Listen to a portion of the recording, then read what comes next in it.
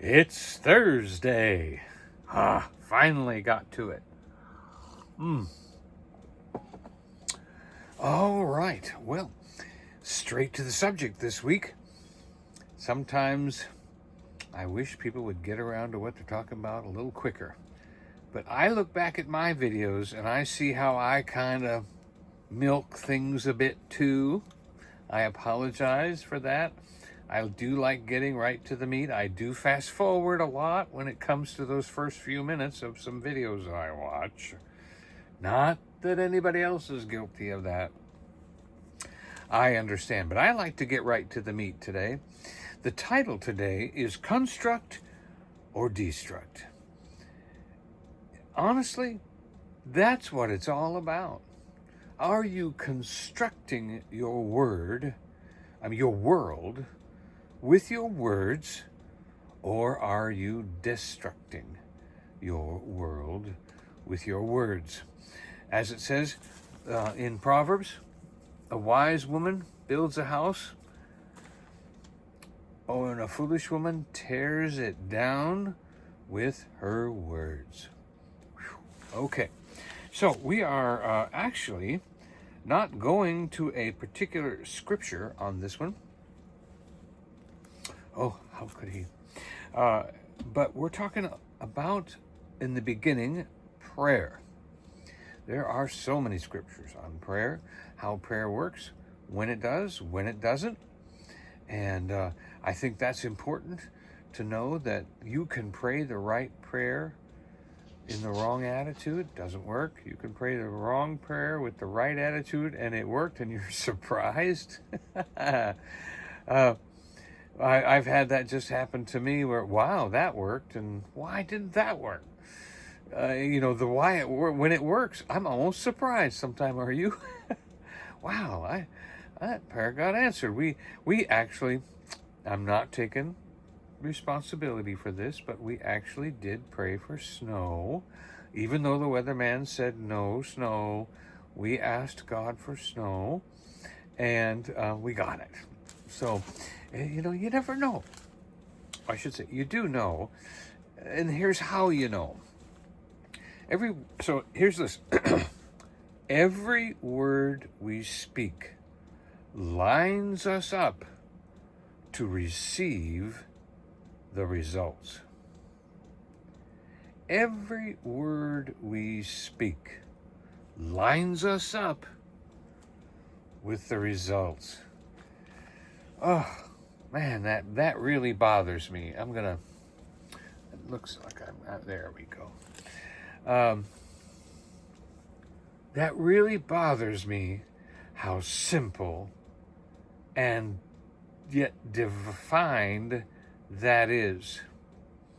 Every word we speak lines us up to receive the results. And if what we're speaking isn't about the results we want, whatever we're speaking, the results, that's what's going to show up. It's so easy to see this and yet miss it. What you've been speaking is going to show up. Well, I just can't get over this. Well, never getting over it shows up. Well, I just can't stop doing this. Well, you can't stop doing this shows up. Well, I'm not a liar. I'm not going to say the way it isn't. I'm going to say the way it is. I'm going to be truthful. These Christian liars that blab it and grab it, they say what's not true. Oh, really? So Jesus was lying when he said, "Let the poor say, I am rich. Let the weak say, I am strong." Was Jesus telling them to lie? Was Jesus lying? You see, that's how silly the way some people think. Well, I'm not going to do that. I'm only going to say the truth the way it is. Oh, really? Doesn't the Bible say that you walk by faith, not by sight? I think we're missing it. I think we're forgetting, because we're trying to be so correct and so, I don't want to offend anybody, and I want to say things just so, that we're missing saying what we've been told to say. The weak were told to say, I am strong. And that is not a lie. That is a confession. That is constructing the future world of being strong at that moment of weakness. I am never going to give in to drinking a high caffeinated power drink, super drink. I am never going to give in to drinking another high caffeinated, dangerous for me to drink super drink. Now, days later, weeks later, you give in and you drank it. So you think, okay, I might as well give up and just start drinking it again. I said I was never going to do it, but I did. And this could be any sin. It could be the PORN. It could be, and now for me, it's certain words that I need to get out of me. And I'm like, God, get this word out of me. And I just don't even want to think some words, And if I don't think them, I don't say them, But I'm speaking. I don't say that word anymore. And God said, well, actually, you're saying it because you're thinking it. And you're thinking it because you're frustrated. So if you'll deal with the frustration that makes you think that word, then you won't deal with having to resist saying it, because it doesn't even cross your mind. All right? So, yeah, I hate to digress off the little rabbit trail there, but honestly, that's how you beat things, is in your thoughts, not in your emotional, physical resistance. And so, as you're speaking, I am never going to do this habit again. It's the same thing as saying, let the weak say I am strong, let the poor say I am rich. Jesus is encouraging you to speak the way you want it. You are constructing your future with your words. And honestly, I don't feel bad when I say I'm never going to do that again, and I do. Because number one, I forgive me. And number two, I can say, well, I went 3 days, then 4, then 6, then a week, a month. It got longer and longer. And then finally, the thought didn't cross my mind anymore. And so that was the real victory, because the real victory is not stopping the sin.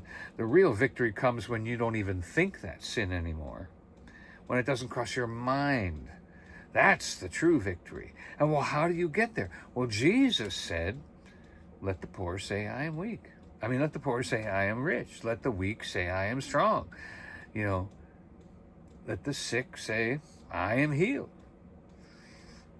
By his stripes I am healed. All right. So that's quite the beginning for just the first line of what I've written down here. Woo-hoo. Man, this is good. Every word lines up with your receiving the results. And this is now, I'm coming from God's point of view right here. This is the way God's planned it. The second part of these parts is called the miracle is spoken by God. Okay? So the first thing you do is you understand what I'm about to say is going to bring about the results that I speak. The second thing God wants you to know is that he's already said it. He's already spoken what you want to say in his word, so that you can hold it to him. So God said, by my stripes, you are healed. Okay? So God said that. So God said a miracle. He said the miracle is first spoken by God. By my stripes, you're healed. No weapon formed against you shall prosper. Luke 10:19, my favorite. I tread on serpents and scorpions and over all the power of the enemy, and nothing by any means shall harm me. When I'm saying that, I'm actually repeating his words, his miracle. That's a miracle to think nothing by any means is going to harm me. Woo-hoo. That's not everyday life. That's a miracle. All right. Third thing, record seen before it happens. Okay. This part is where, okay, we've seen in the Bible Jesus healing. We have seen in our lives people get healed, some faster than others, some instantly, some slowly, some, naturally, the body heals, some emotionally, they're over it, they're through it, they're fine, they've recovered. We have seen these things, and this is the third thing that God is talking about, the seen before it happens. Now, the next one, spoken before it occurs. Here's the part we're getting to. Golly. Recap. Whatever you're going to say is going to line you up for the results of what you're saying. 2, the miracle already has been spoken by God, so he believes in it. He's going to make it happen. It's the word that you can hold him to. God, you said by your stripes I'm healed. Third thing, seen before it happens. You've seen in the Bible. You have read the scriptures. You have seen it in your life around you that these things, this healing, this thing works. Then the next one is, what are you going to do? And this makes so much sense. I've never seen anybody look at it like this before. That once you've gotten to number 3 and seen it in the Bible and stuff like that, can you help but say it? Can you help but say it? By his stripes I am healed. Nothing by any means shall harm me. No weapon formed against me shall prosper. He sent his word and healed them. All of these things, once I've reached this understanding of the first 3, the fourth one automatically pours out my mouth. And this is a requirement of God. For whatsoever you say, whatsoever thou sayest, Mark 11:23-24, when you pray, believe you've received it, and you shall have it. For whatsoever you sayest, Jesus said, for whatsoever you say, my Father in heaven, he shall do it for you. It shall come to pass, whatsoever you sayest. But taking that by itself, hey, whatever you say is going to come to pass, is kind of yeah, I've heard that in church. I've heard people say that. I believe that. But when you see the process of getting to whatsoever you saith, all of a sudden, the next thing kicks in. Oh yeah, we're going to number 5. Lastly, you have received the faith for it to manifest. Man, this is the process to the faith you've been building to, understanding the puzzle pieces of it, but never quite fitting it together. I'm going to tell you something really simple, really stupid. Well, not stupid. Really simple, really childlike. Prayer and you, I want to say giving, but I also want to say prayer and faith is like a peanut butter and jelly sandwich. Have you ever tried to get a peanut butter and jelly sandwich apart once you've pushed it together? You really can't. It just breaks up. The bread stays on the peanut butter, or whatever, but it comes together and sticks. And so that's kind of what God is talking about. He's saying, once, if Jesus is the bread of life, I know this sounds kind of crazy, but if Jesus is the bread of life, and you pray a prayer onto the one slice of bread, and then you put your faith that prayer is going to work on the other side of the slice, and then you just stare at it, you don't get the answer. But if you put the two sides together, and this works with giving too. I have many times in my life, I have said, Lord, I am sowing a seed for results. This is not giving in this is not tithing or anything like that. This is actually sowing a seed like a farmer sows a seed. I want corn, so I'm going to plant corn. Well, I want a financial result. I want a financial change. I want a financial result. I want financial freedom. I am going to take some of my finances and sow them into the kingdom of God. And when I sow those finances into the kingdom of God, I'm going to pray a prayer with those finances. And then I'm going to stick it together like a peanut butter and jelly sandwich. Peanut butter and jelly faith, And that it'll stick. It will never come apart. It'll hold together. And in the same way, so backing out of that silly example, you can look at it that as you have put together, the words are going to bring results. The miracle's already spoken. The second, you've seen it before it happens.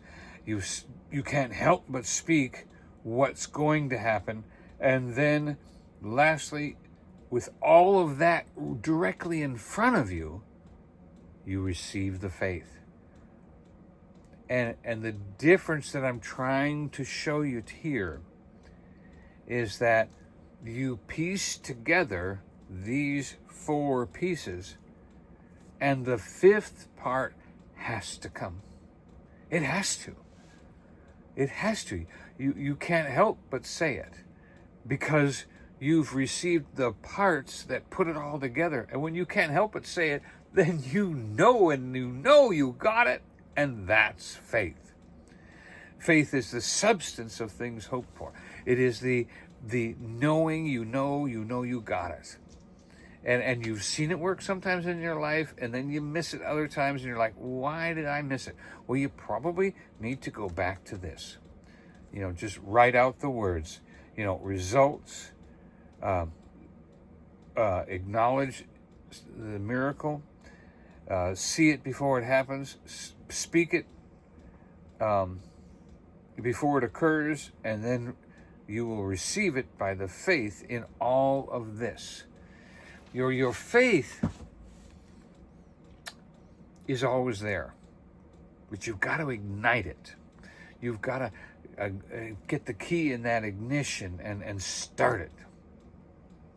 And what better way to start a car but then to know that there's gas in it, and know there's oil in it, and know that the tires are good, and it's ready to go. And you turn the key, and you've got it. And so when you turn the key of this process, your faith starts, and you know that you've got it.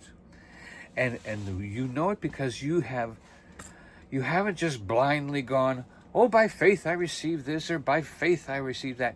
You have constructed the basis of your faith. Put something in here. Put something in here you want to have happen. Restoration, finance, a new beginning, a healing, and put that into this structure. And that's how your faith comes. Now this is how God set it up. So I said, but how do we associate with this? Well, the second way of looking at these four steps of process that bring you to the fifth step of faith is that you, in your life, open your mouth and speak the promise. You then declare the truth, such as, by his stripes I'm healed.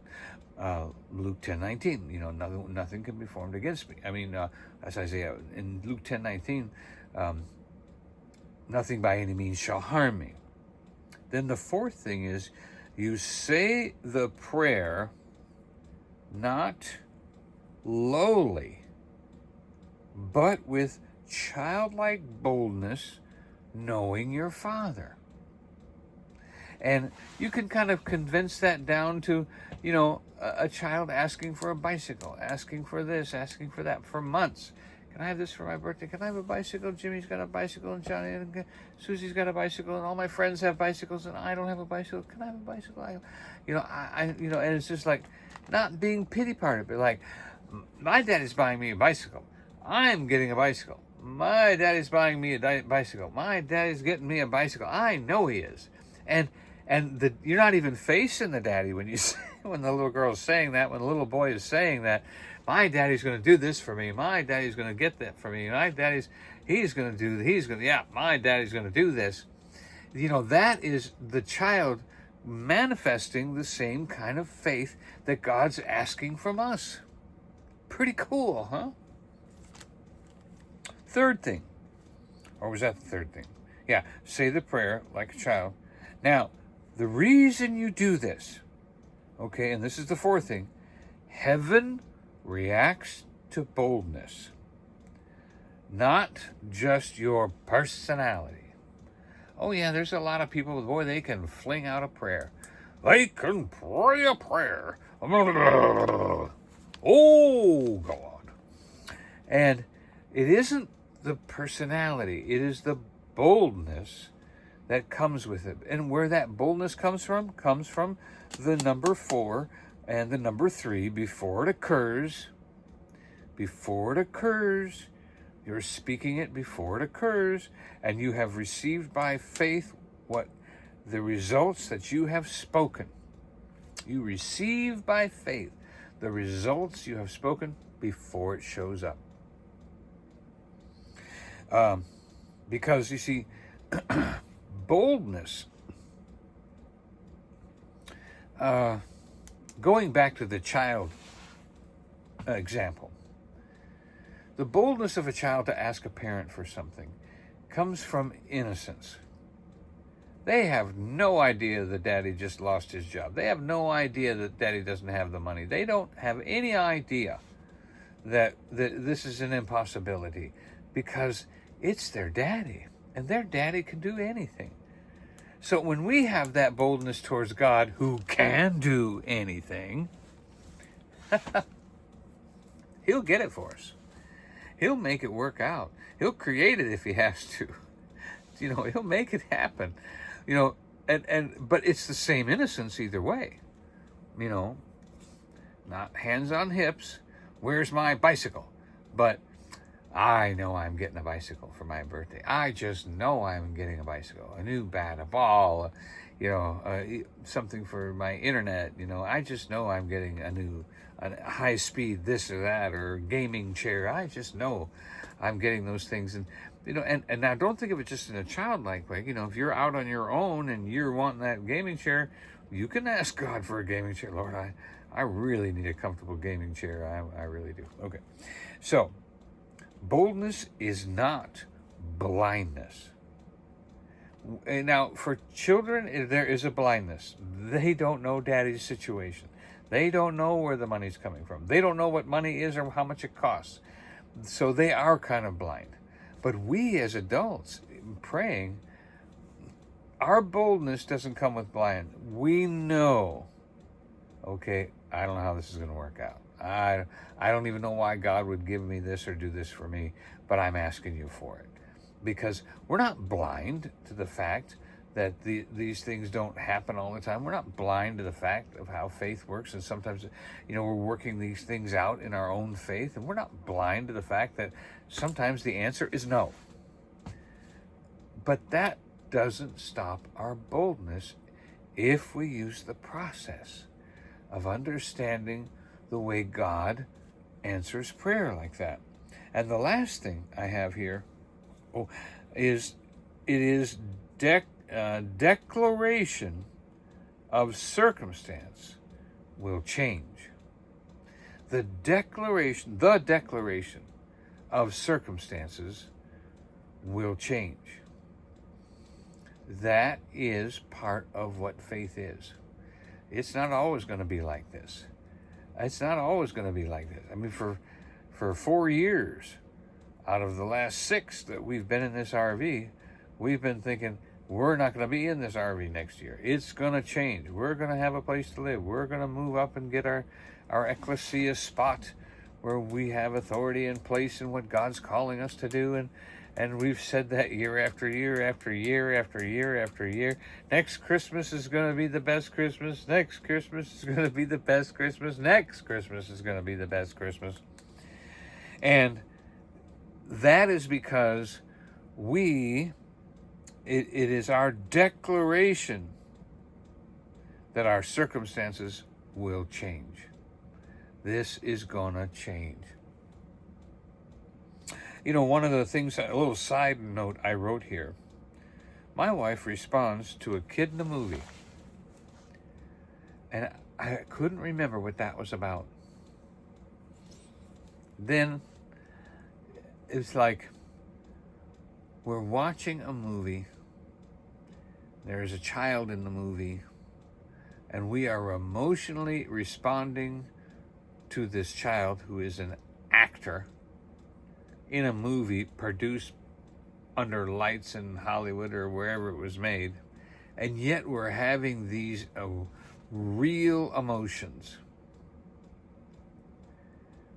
Kind of silly, isn't it? You know, as a matter of fact, one day I had to fast some of the science fiction that I was watching because I was getting all teary-eyed over some story out in space. And God says, why are you wasting your limited human emotions on people that don't exist? And it shocked me. I was like, you know what? I'm crying about somebody that doesn't exist. I'm being emotional about someone that doesn't exist. Why am I wasting my emotions and my desire to love and to rescue on someone that doesn't exist? It really changed my way of thinking. I was living in a fantasy world and feeling sorry for people that didn't exist. But yet it was stretching my emotions and helping me feel completed by having them emotions, which is exactly what they want. You know, they want you to be emotionally involved. They want you to, watch their commercials. They want you to hang on to the last episode. They want all these things so that they can make their income. And it has nothing to do with reality. But if you're willing to believe it, you can go right along with it. Well, I caught myself. And I stopped having emotions for people that don't exist. And yet, we respond to that kind of a situation. So even if we as human beings do this, what do you think God does? How do you think God responds to our boldness? How do you think God responds to our prayers that we are organizing correctly according to how He established prayer to be, to construct something? If your prayer is destructive, well, I don't like them anymore, and I hope they trip and fall, and I hope they're, da-da-da-da is unalived, and I hope they lose this, and I hope they go bankrupt. Well, that's a destructive prayer. God's not listening to that prayer. He can't listen to that prayer. It's because it's not a prayer, really. It's a statement you think is a prayer. Well, God, I need you to do something about this. You got to do something about my neighbor. You got to do something about this. They're just terrible, blah, blah, blah. Those are all destructive things. You've got to find that first line. That is, every word I speak lines me up to receive the results. Lines me up to receive the results. Now, I don't know about you. When I lined up for food and when I lined up for something, or got in a line at the dodgeball game or something like that, as the people in front of me dwindled down, eventually the ball was going to come at me. I was lined up. So you're lined up for the results. You're getting lined up for what you've been saying. Well, I just can't get along. Well, you're lined up to receive the results of not getting along. Well, I just can't live here anymore. I've had it. Well, you are lined up for the results of those words coming. Well, I'm gonna have the same kidney problems that my grandmother had, my mother had, and my sister has. I'm gonna have the same thing. It's a genealogy thing. It runs in the family. You know, I always say, well, if it runs in the family, it's because of what they ate. And the family got the runs, but it don't run in this family. It don't run in this family. We haven't accepted anything of a genealogy from our families. No, sir. We're not doing that. And I'm not accepting the things that I saw happen to my parents. Joy is not accepting the things that she saw involved with her parent and grandparents. Different things like that. We accept the genealogy of Jesus. And didn't we just talk about this? Was that last week or the week before? How when you accept Jesus, you are accepting his genealogy. Wow, that was a good one. Or was that a fireside chat? I don't know. All right, so that is the end of it. Boldness is not blindness to your circumstance. It is a declaration your circumstance will change. Boldness is not blindness to the circumstance. It is a declaration that the circumstance will change. Boldness is not blindness to the circumstance. It is a declaration that the circumstance will change. And now you've got a system. I don't know, maybe I'm not that easy of a person to take notes from.